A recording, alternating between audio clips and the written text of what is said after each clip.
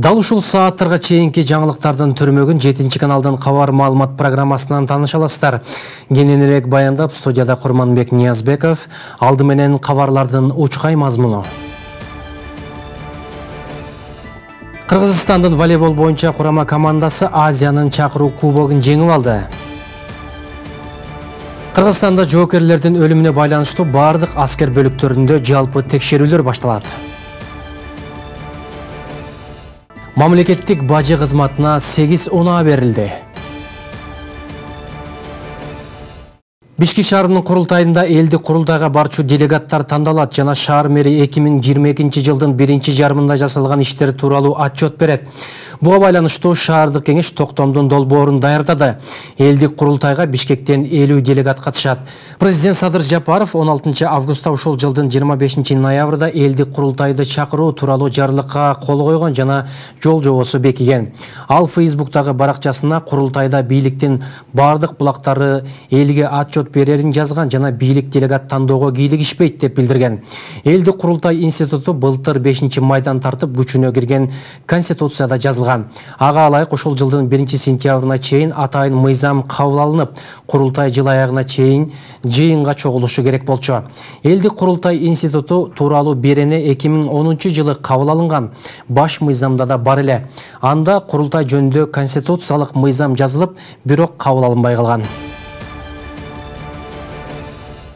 Чолпон Ата шаарында өткөн Азия чакыруу кубогунда Кыргызстандын волейбол боюнча курама командасы 1-орунга ээ болду. Аталган турнирге Сауд Аравия, Өзбекстан, Монголия, Кыргызстан курамалары катышкан. Кыргызстан 1-турдан Монголиядан утулуп, 2-турда Өзбекстанды жеңип алды. 3-турда Сауд Аравиянын командасына утулуп калган.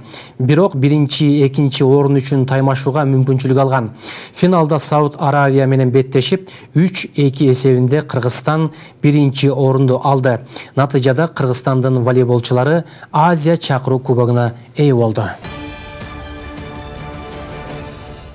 Бааланбаган мээнет, акталбаган үмүт, чечилбеген маселе өмүрлөрүн билим берүүгө арнаган Кенжебек Жумабеков менен Нарымбек Касымалиевди бир топ үйүшкө салган. Алардын бири 40 жылдан ашуун Ишеналы Арабаев атындагы жогорку окуу жайда мугалимдик кесипти аркалап келе жатат. Бул аралыкта бир топ куугунтукка учурап, айлык майнадан кур калса, чечилбей келе жаткан маселенин жүрүшүндө кол салууларга кескелген.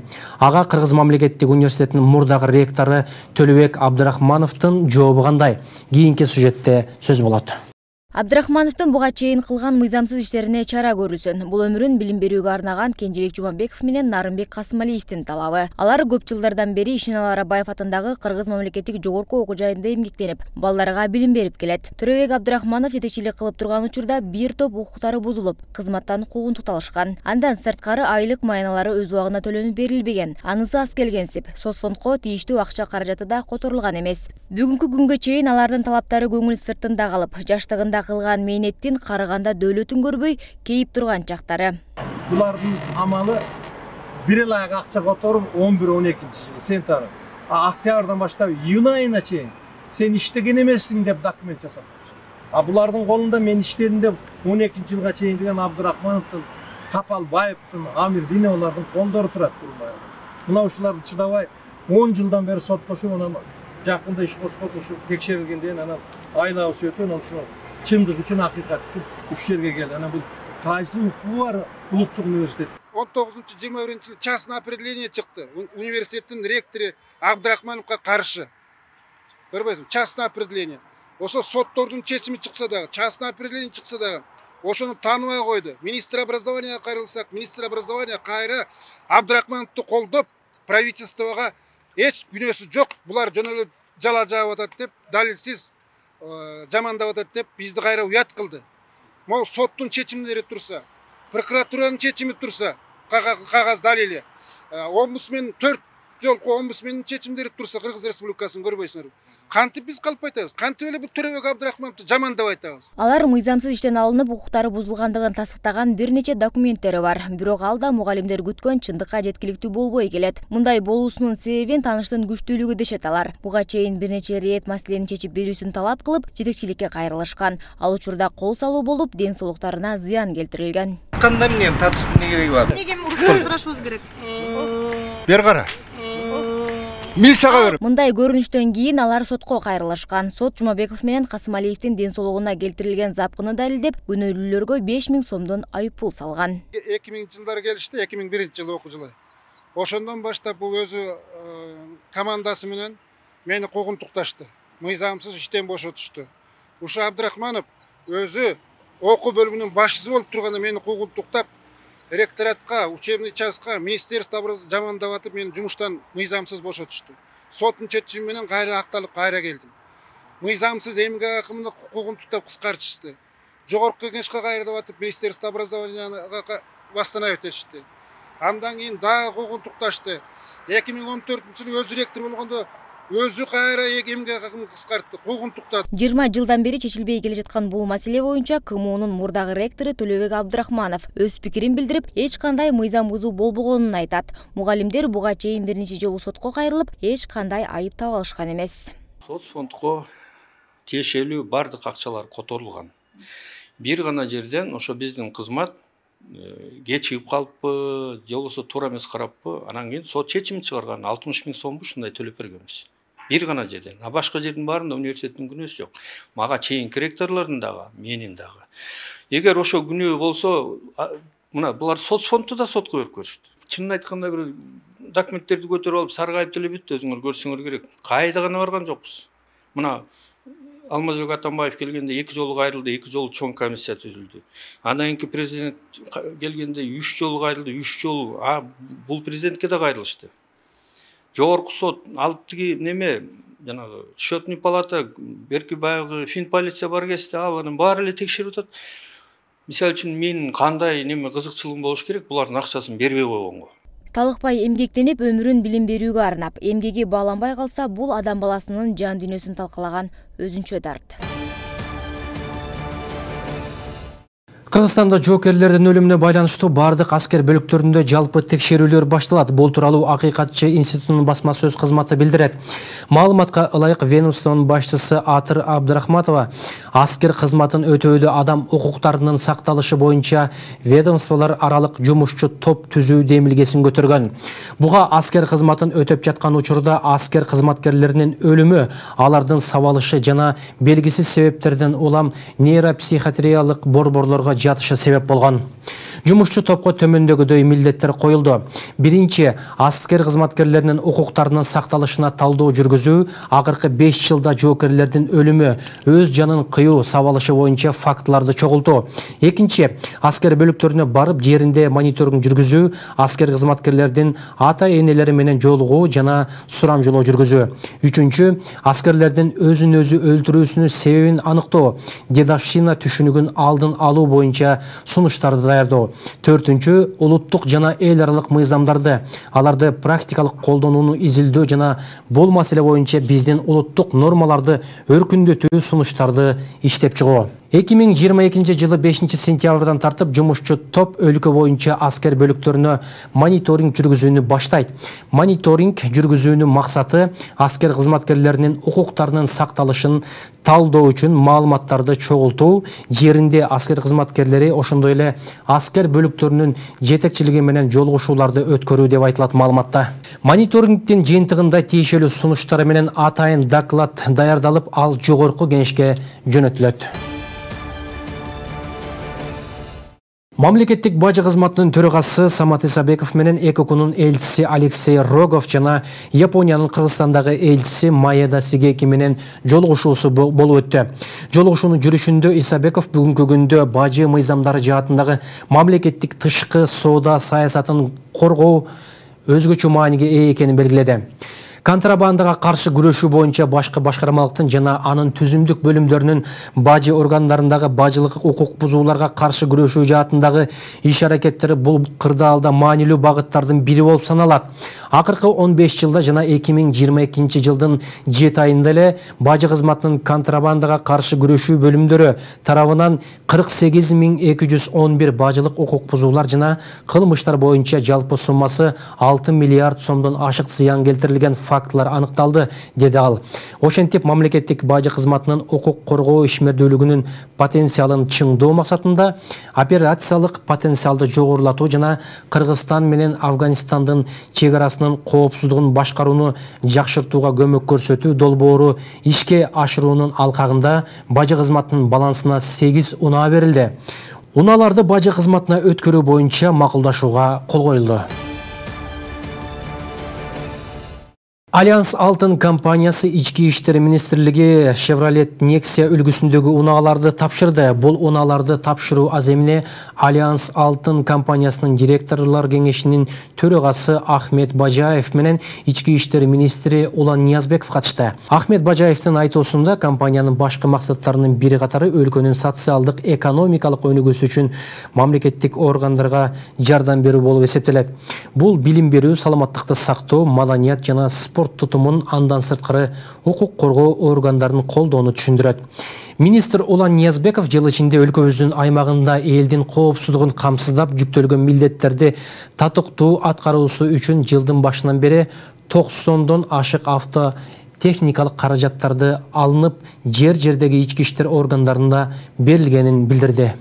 Элдин коопсуздугун камсыздаган ички иштер органдарынын материалдык техникалык базасын жакшыртууга салым кошуп келе жаткан Альянс Алтын компаниясынын директорлор кеңешинин төрөгасы Ахмет Бажаевке ички иштер министрлигинин жана жеке өзүмдүн атымдан ыраазычылыгымды билдирем, деди министр Улан Ниязбеков.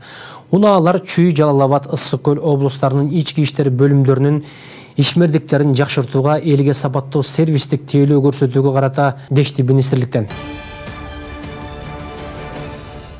Жалал Абад шаарындагы 5 аймактык башкармалыгында бүгүнкү күндө санариптештирүү иштери кызуу жүрүүдө.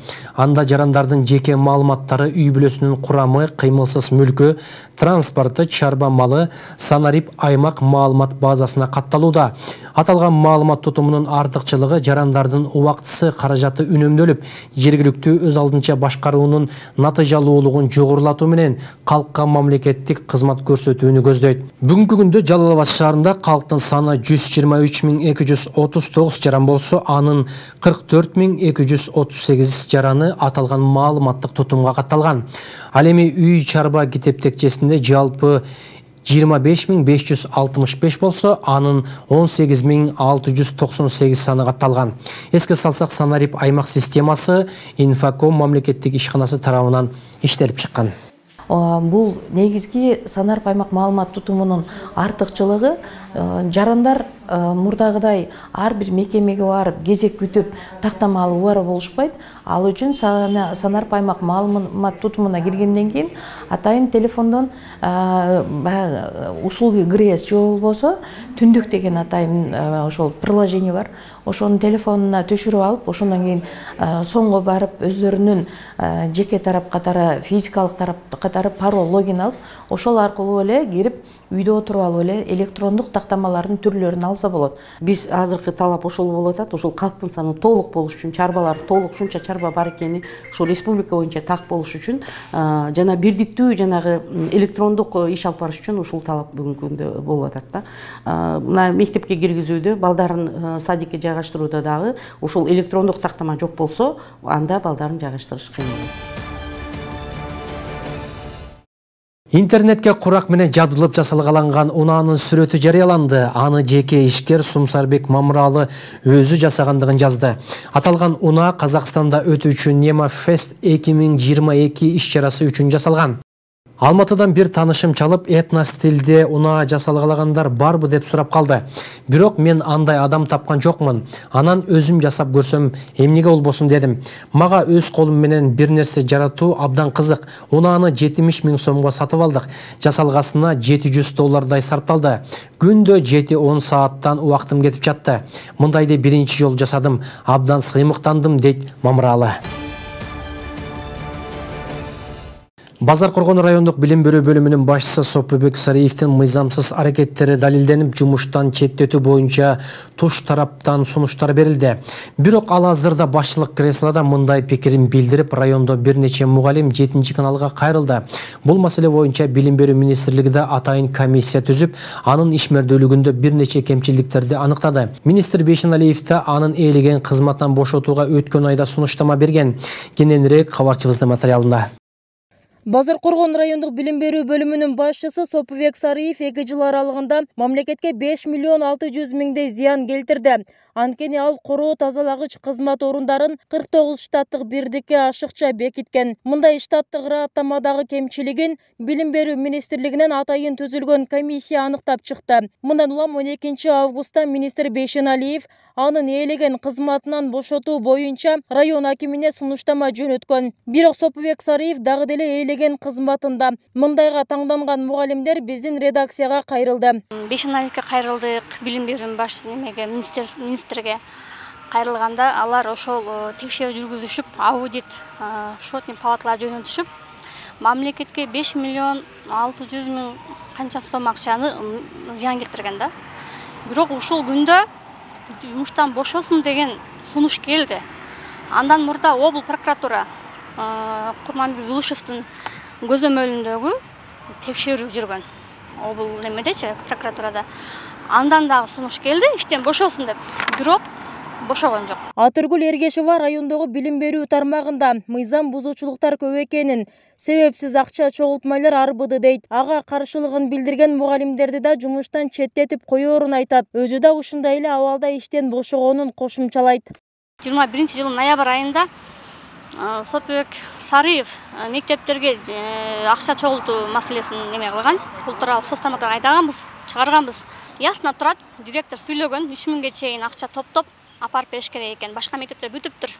Чоң мектептер 3 миң сомдон, а кичинекей мектептер 5 миң сомдон. А биздин райондо 69 мектеп бар. Ошол видеону таркатканымдыгы үчүн, себеби президент Садыр Жапаров коррупцияга эч кандай жол жок дегенинен кыпындай нерсе болсо биз чыгарабыз, эч кандай жол бербейбиз дегендиги үчүн мен ошол видеону жарыялагам. Себеби бул калай калктагы неме болсун, ушунчалык коррупционерди немелерди жок кылсын деген ой менен кылгам. Бирок ушул иш акта неме болбой келет да. Каралбай келип атат. Сопубек Сариев 2019 жылдан бери райондук билим берүү бөлүмүнүн башчысы кызматында. Бирок ал өзүнүн дарегине айтылган сөздөр негизсиз деген ойдо. Анын айтымында министрликтен түзүлгөн комиссиянын корутундусунда айтылган 5 миллион сом техникалык катачылык, бардык каражаттар өз максатында пайдаланылган дейт. Ал деген азыр айтып атпайсызбы? Ал деген эч мындай жеп жолузу башка кылган акча каражат эмес. Ал деген ошол төлөнгөн акча каражаты мындайча айтканда. Ошол дворниктерге, кароолчуларга бул мыйзам ченемдүү нерсе. Андан кийин нече. Бирок министрлик ошол нерседен өздөрү кабарсыз же кандай? Кандайдыр бир төлөм кагаздары накталай төлөнбөк. Банктык эсептер. Через бухгалтерия төлөнөт да. Через бухгалтер аркылуу биздер билесиңер да. Бүтүн баары эс-адим менен бухгалтерия. Бул нерседен ошо министрлик өзү деле кабардар болуш керек. Мен аны биз азыр ошол боюнча жазып кеткенде мен барып түшүндүрдүм. И ошол аудиттагы түшүндүрдү. Бул мындайча айтканда технический ошибка депчи. То есть токтоомдун негизинде гана төлөнүп калган нерсе. А так мындай неме жок. Ошондо министрликтен сизге карата айтылган дооматтары жөн эле техникалык немеби, катачылыкпы? Катачылык. Бүгүнкү күндө ошо токтоомдун негизинде төлөнөт. А прокуратура деле ошол нерсени айтып атпайбы бирок? Жок, ошону айтып атпайм, бул технический ошибка. Жок, прокуратура эми өзүнчө текшерет, а министрлик деле өзүнчө комиссия түзүп текшерип кетип атпайбы, агай? Ну, текшерип атышат азыр. Счетный палатаны текшерип атат. Текшерип атат. Алардын жыйынтыгы канча счетный палатаныкы? Ну, жакында чыгып калат. Буга чейин Жалал Абад облустук прокуратурасы да район акимине Сопубек Сариевдин жумуш ордун кароо боюнча сунуш берген. Туш тараптан сунуштамалар келсе да, район акими аны кызмат ордун карабай келгенин мындайча түшүндүрөт. Ал ортодо Сариев ден соолугуна байланыштуу өргөгө чыкканын да кошумчалайт. Бул көрүнүшкө бирок мугалимдер ишенбейт, анткени ал учурда да Сариев кабинетине иштөөгө келип турган. Ошол сунуш келгенден кийин ал киши больничныйга жатты. Больничныйдан чыккандан кийин счетный палата келди. Эсептөө палата. Текшерүү иштер болуп, эмелер аудит эсептөө палатасы келип ошо эметет. Анан ошонун негизинен баягы кичине кой турдук. баягы узартылсын деп кайра министерствого жазды 15 сентябрга чейин. Плюс жанакы окуу жылы башталды деп ошол байланыштуу да баягы кичине мына сунуштама кароосу баягы кичине узартылсын деп эмет койдук. Сунуш кесип койдук. 15 сентябрга чейин маселе чечилет да. Белгилей кетсек, учурда райондук билим берүү бөлүмүндө Кыргыз Республикасынын эсептөө палатасынан текшерүү жүрдү. Бирок аудиттин жыйынтыгы азырынча чыга элек. Базар Коргон районунда 69 мектеп бар. Анда 2348 мугалим эмгектенет. Бүбүсара Орозалиева, Яхейдин Боташев, 7 канал, Базар Коргон району. Митинг өткөрүүгө 1 декабрга чейин тыюу салынды. Бишкектин 1 май райондук соту Борбордук аянтта өкмөт үйүнүн жогорку кеңештин жана улуттук коопсуздук комитетинин имаратынын алдында нааразычылык акцияларын өткөрүүгө тыюунун мөөнөтүн 1 декабрга чейин узартты. Бул тууралуу аталган соттун басма сөз кызматы кабарлады. Митингтерди Максим Горький атындагы Гүлбакта гана өткөрүүгө уруксат берилген. Япониянын өкмөтү Кыргыз Республикасынын министрлер кабинетине 2022 жылга адам ресурстарын өнүктүрүү боюнча стипендиялык программаны ишке ашыруу үчүн 323 миллион йен өлчөмүндөгү акысыз жардам көрсөтүүнү чечти. Бул тууралуу Финансы министрлигинин басма сөз кызматы билдирет.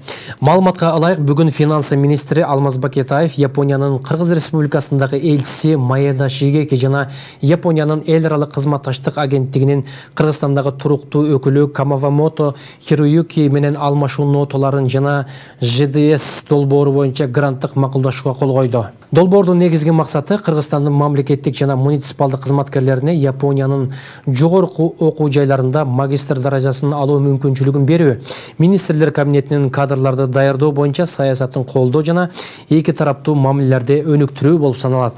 Негизги талапкерлер Кыргызстандын жаш мамлекеттик жана муниципалдык кызматкерлери Японияда окуусун аяктагандан кийин Кыргыз Республикасынын социалдык экономикалык өнүгүүсүнүн пландарын иштеп чыгууга жана ишке ашырууга чоң салым кошот деп айтылат маалыматта. АКШнын мурдагы президенти Барак Обама Эмми сыйлыгынын мыкты айтып берүүчү номинациясы боюнча лауреат болду. Ал Netflix компаниясы тарткан «Биздин чоң улуттук гүлбактар» деген даректүү сериалда үн коштогон. Президенти кызматтан кеткенден кийин Обама ушул сериалды тартуу менен алектенген Higher Ground Production продюсерлик компаниясын негиздеген. Тасма 5 сериядан турат жана Калифорния, Кения, Индонезияга чейинки дүйнөдөгү улуттук жаратылыш парктары тууралуу айтып берет. Бул Обаманын алгачкы медиалык сыйлык эмес. Саясаттагы карьерасын аяктаган соң ал продюсерлик менен алектенүүгө өткөн. Обама жеке мемуарларын окуп, аудио китеп кылып чыгарганы үчүн Грэмми сыйлыгын алган. Анын жубайы Мишель Обама дагы өзүнүн китебин аудиолоштурганы үчүн 2020 жылы Грэмми сыйлыгын алган. Обама Эмми сыйлыгынан алган экинчи америкалык лидер. Биринчисин 1956 жылы ошол кездеги АКШнын президенти Дуайт Эйзенхауэр алган. Ал 1955 жылдагы маанилүү маалымат жыйыны үчүн Эмми башкармалар кеңешинин атайын сыйлыгы берилген. Обама Эйзенхауэрден айырмаланып мамлекеттик ишмер катары эмес, жеке жак катары көрсөтүлүп, Эмми сыйлыгын утуп алды. Аны менен кошо бул сыйлык үчүн дагы 4 киши атсалышты. Америкалык телеакадемиянын Эмми сыйлыгы 1949 жылдан тартып берилет жана Оскар сыйлыгына тең ата деп саналат. Рамзан Кадыров Чеченстандын башчылыгынан кетиши мүмкүн экенин билдирген видеосун социалдык тармактарга жарыялады. Анын себебин жана качан кетиши мүмкүн экенин тактаган жок. Саясатчы буга чейин дагы ушундай билдирүүлөрдү жасап, бирок ордунда эле калган. Мен республиканы жетектеп келатканыма 15 жыл болду. Менимче убактым келди деп ойлойм.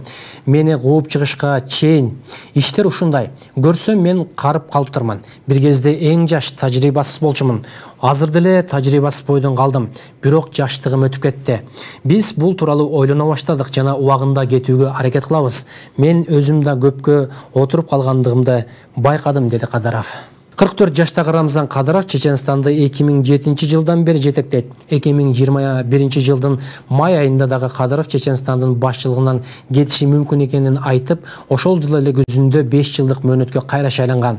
Саясатчы кызматтан кетиши ыктымалдыгын 2016-2017 жылдарда айткан. Германиянын өкмөтү жакынкы айларда энергия булактарынын кымбатташына жана жогорулаган инфляцияга каршы күрөшүү үчүн 65 миллиард евро бөлө турган болду. Немец канцлери Олаф Шольц 4-сентябрда жарыялаган бул чаранын алкагында коомдун аялуу катмарын бир жолку төлөмдөр берилет жана энергияга көбүрөөк көз каранды ишканалар убактылуу салыктан бошотулат. Ошондой эле коомдук транспорт тармагы 1,5 миллиард евролук субсидия алат. Немис өкмөтү кымбатчылыкка каршы күрөшүү үчүн буга чейин да 2 жолу каражат бөлгөн. Бирок бул ирет эң көп акча бөлүүнү пландап жатат. Шольц Германияда кийинки жылга жеткидей энергия булактары, анын ичинде газдын запасы бар экенин айтты. Биз бул кыштан чыгабыз, деди Шольц.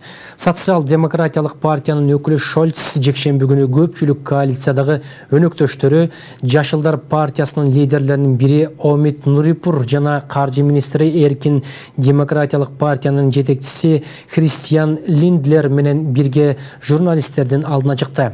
3 лидер тең биримдикти баса белгилешти. Биз бөлүнүүгө жол бербейбиз, деди Нурипур. Орусия 24 февралда Украинага басып киргенден бери Европанын энергетика тармагында баалар кымбаттады. Европанын башка өлкөлөрүндө да Германия сыяктуу чараларды жарыялап, орус газына жана мунайына болгон көз карандылыкты азайтууга аракет кылып келишет.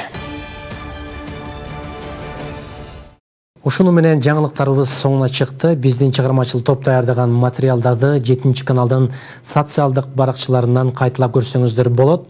Кечиңиздер көңүлдүү улансын.